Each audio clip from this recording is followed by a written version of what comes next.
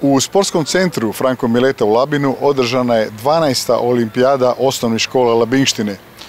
U 7 sportskih disciplina natjecali su se učenici i učenice iz 6 osnovnih škola sa područja cijele Labinštine.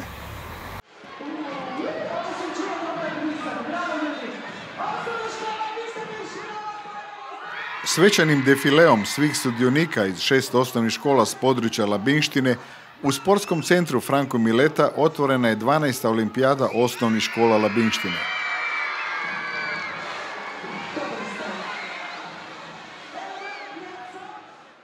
Nakon nastupa plesne skupine Cool Step, na parket je izašlo oko 400 natjecatelja, predstavnika osnovnih škola, a na tribinama se okupilo još 500 djece iz svih škola sudionica u pratnji profesora i ravnatelja.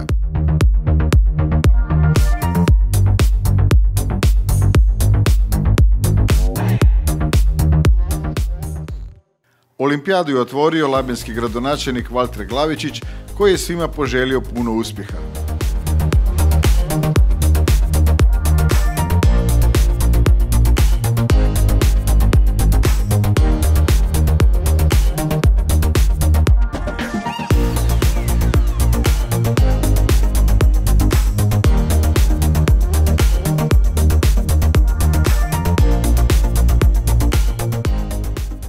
Svako dijete koje se takmiči, koje se bavi sportom, sigurno će u životu poslije biti zdravije i sigurno će u životu znati što znači trud, što znači put ka uspjehu i na kraju jedno zadovoljstvo kad u životu uspješ.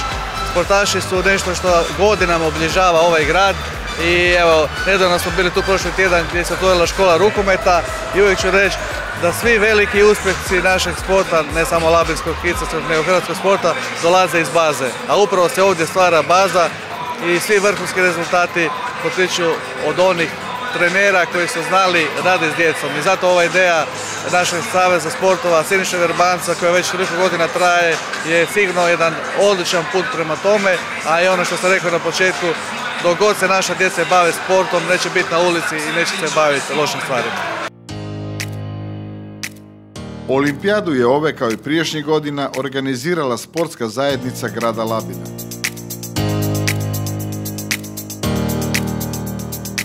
Važnost ove manifestacije je ogromna, znači ne samo za labinske škole i za djecu, nego za cjelokupni labinski sport, a rekao bih za širu zajednicu. Znači potiče djecu na bavljenje sportom, pomaže sportskim klubovima da otkriju talente, potiče djecu opet na to druženje i na aktivnosti, tako da mislim da stvarno nema loše strane. Koje škole sve sudjeluju? 6 škola, tu sa Labinštine, 2 su labinske, Matija Vlaš i Ivo Ribar, škole iz Nedešćine, Potpična, Čepića i Raše. Koje discipline? Znači imamo 6 sportova, nogomet, odbojka, košarka, atletika, rukomet i stolni tenis, s tim da u većini tih sportova je u muškoj i ženskoj konkurenciji, a još mlađi razred 1. do 4. imaju posebno natjecanje za sve u atletici.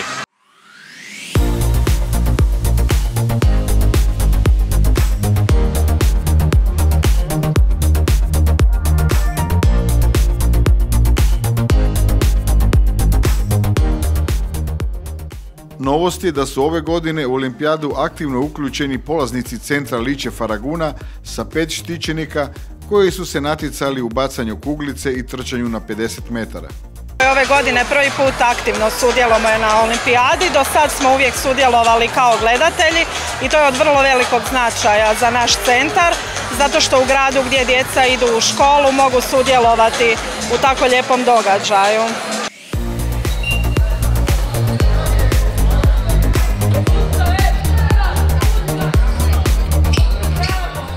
Nakon svečanog defilea svih sudionika i otvorenja uslijedilo je natjecanje u rukometu, a nakon pauze zbog školskih praznika na rasporedu je bio mali nogomet, stolni tenis, košarka za dječake te atletika na gradskom stadionu.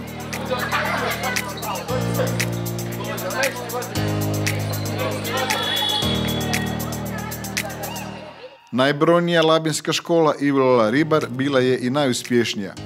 Osim u atletici gdje su osvojili najviše zlatnih medalja, od ekipnih sportova najbolji su ribari bili u muškom i ženskom rukometu te u malom nogometu gdje su osvojili zlato 11. puta od 12 dosadašnjih olimpijada.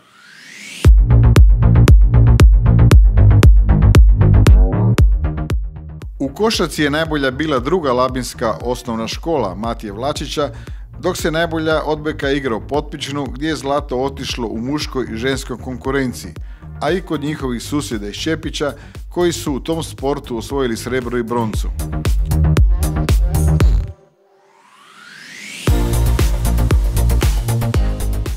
Škola iz Nedešćine Vitomir Širola Pajo bila je najbolja u stolnom tenisu, dok su drugi bili u ženskom rukometu te atletici za starije razrede. Valja spomenuti i školu iz Raše i njihovo srebro u malom nogometu.